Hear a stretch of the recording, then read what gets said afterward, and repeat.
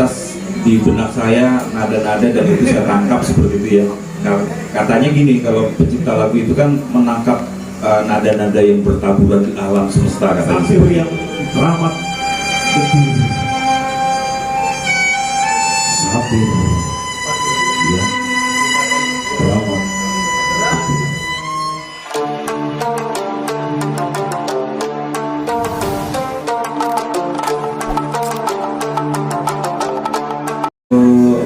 Pencipta lagu yang memang tidak bisa dipesan sih mas ya, tidak bisa dipesan. Artinya kalau tiba-tiba saya punya ide, punya pemikiran untuk menulis ya saya tulis seperti itu. Kalau tiba-tiba saya misalnya melihat fenomena, oh kayaknya harus ditulis, bisa tulis seperti itu. Ketika menulis sudah berancang-ancang ini cocoknya kunci B, kunci F gitu. Biasanya setiap lagu kan punya cara kelahirannya masing-masing mas.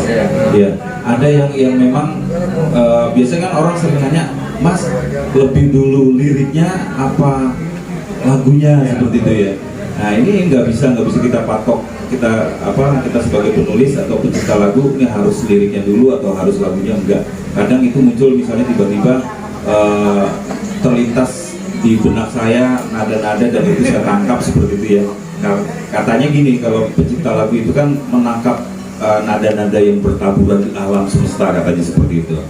Nah, saya cuma menangkap terus kira-kira, oh misalnya dari lagunya dulu. Oh kira-kira lagu seperti ini cocoknya bercerita tentang hal-hal yang bernuansa seperti apa, seperti itu.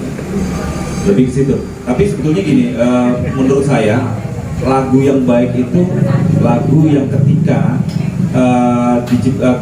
kita sebagai penciptanya adalah sebagai pelaku mas, sebagai pelaku. Jadi saya yakin kalau teman-teman menciptakan lagu yang teman-teman rasakan sendiri itu pasti hasilnya dalam, lebih enak ya mas. Lebih dalam. Ketika menyanyikannya juga lebih menikmati. Betul. Nah terus di level selanjutnya, selain dia sebagai pelaku, dia sebagai penyaksi ya. Walaupun ini bukan syarat, tidak juga lebih enaknya. Betul. Ya sekarang gimana kalau kita misalnya bercerita tentang penderitaan masyarakat tapi kita nggak ada di situ gitu kan. Ya, kita dari gedung bertingkat atau bercerita tentang penderitaan tapi dari sebuah apartemen yang mewah, ya nggak nyampe Tuh. Feel-nya kurang mas ya. Iya. Nah ini berarti kan pada malam hari ini di titik ke-9 ya mas? 9. Selama dari 1 sampai ke 9 ini menemukan halangan barangkali, mohon maaf saya bertanya seperti itu. Sejauh ini sih enggak mas. Ya saya menganggap semuanya asik ya. Walaupun di beberapa titik hujan, tapi justru hujan ini yang membuat kita semakin intim. Seperti misalnya di Karanganyar itu hujan besar mas, hujan besar, tapi dengan hujan itu akhirnya pada merapat dan intim. Dan di situ saya mendapatkan satu kisah human interest tadi. Ada salah satu penampil di situ, seorang guru di salah satu SMK di Karanganyar, SMK Bakti Karya kalau nggak salah, namanya Mas Gading Suryat Maja. Dia juga lulusan ISI Etno ya. Dia bercerita tentang salah satu siswanya ya, yang kebetulan tiba-tiba mengalami kelumpuhan mas. Jadi nyata. Jadi siswa ini kebetulan berangkat dari orang tidak mampu, orang tuanya tidak mampu. Jadi dia selain sekolah dia juga menjadi petugas parkir di salah satu tempat. Nah kejadiannya pada saat malam dia mau menggeser motor, tiba-tiba lemes. Nah setelah itu lumpuh ya. Nah terus dibawa ke dokter dan akhirnya dari dokter itu salah satu penanganannya dia harus mendapatkan 8 kali suntikan, nggak tahu suntikan apa ya, tapi harga per suntikan itu sekitar 3 sampai 5 juta satu kali suntik. Dan cerita-cerita seperti yang terjadi di Karanganyar ini menginspirasi. Iya. Pastinya pasti seperti ternyata Indonesia yang katanya kaya raya, tapi masih banyak yang menderita, masih banyak yang bingung besok mau makan apa gitu kan, masih banyak yang bingung anaknya harus sekolah gimana caranya gitu kan. Ya ini satu hal yang ironi. Dan kabar baiknya adalah bahwa Mas Adi sudah berhasil merangkum cerita-cerita yang terjadi di masyarakat dalam sebuah lagu. Makanya tadi saya mencermati di sana ini human interest banget, environment interest banget, dan luar biasa sudah sudah dibikin dalam sebuah karya musik yang alhamdulillah dapat kami menikmati. Amin. Terima kasih. Semoga saja nanti karya-karyanya Mas Sandi Ujung Kuku ini semakin baik, semakin diterima masyarakat, dan tentunya tidak meninggalkan nilai-nilai idealisme dari Ujung Kuku sendiri. Semoga. Mas, dari 12 kota yang menjadi tujuan dari Ujung Kuku ini, itu artinya berarti Ujung Kuku sudah punya pangsa pasar tersendiri di 12 kota itu atau gimana? Saya nggak tahu. Atau yang jelas sebenarnya selama ini dari 1 sampai ke 9 ini berapa terus? Alhamdulillah bagus. Luar biasa. Karena mungkin gini, kalau saya mewakili dari teman-teman ini, kami rindu musik yang seperti ini, Mas. Artinya, kami tidak lagi bahagia ketika kami menyanyikan lagunya orang lain. Ya. Ini sepertinya pertama ya yang saya alami baru pertama kali ini. Makanya nanti insya Allah setelah acara selesai ini, saya akan ngobrol dengan beberapa teman dari FMP untuk mengadakan festival. Wah, itu keren banget, Mas. Keren Inspirasi loh, Mas. Keren banget. Karena ternyata ketika kita mendengarkan lagu-lagu orang lain, itu bisa terjadi di mana-mana. Iya. Dan itu memberikan benefit kepada grup itu. Gitu. Betul. Nah, kalau kita mau memberikan benefit, mending ke diri kita atau ke Dari kita sendiri. Iya, betul sekali. Gimana?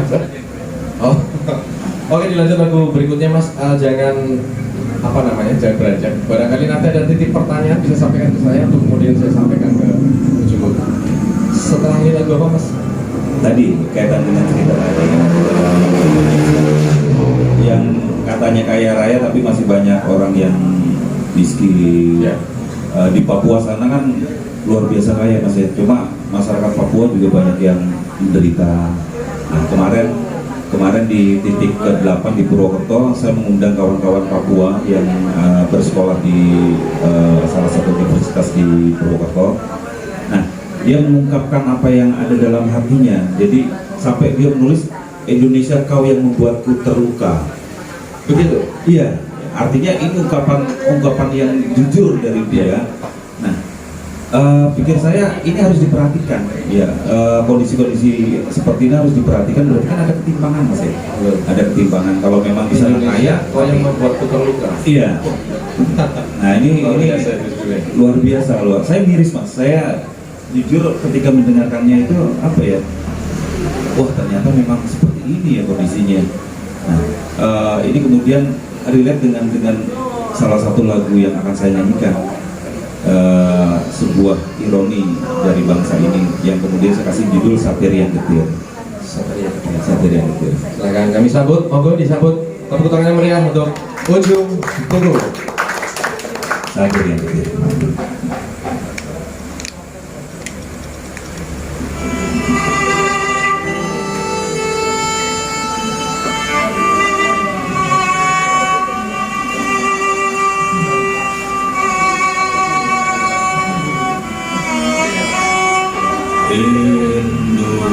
Indonesia,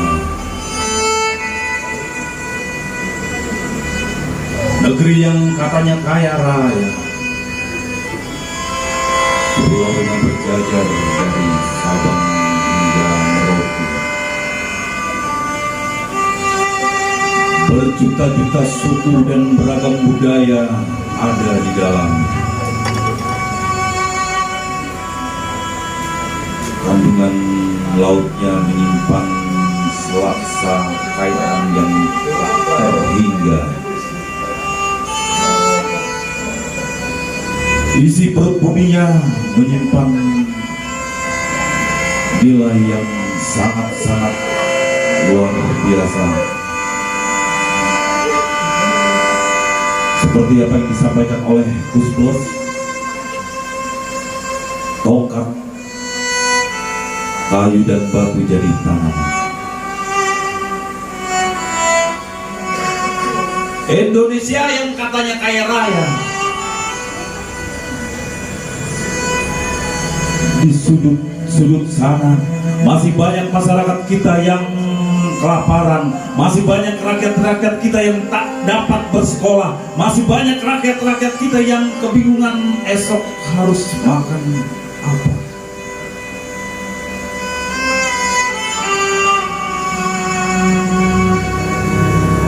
siapa yang kaya di negara ini? Kita, Anda, ataukah mereka yang ada di atas sana yang mengeksploitasi negara ini untuk kekayaan segelintir orang semata? Sungguh sebuah ironi yang ada, menyisakan satir yang teramat getir, satir yang teramat getir.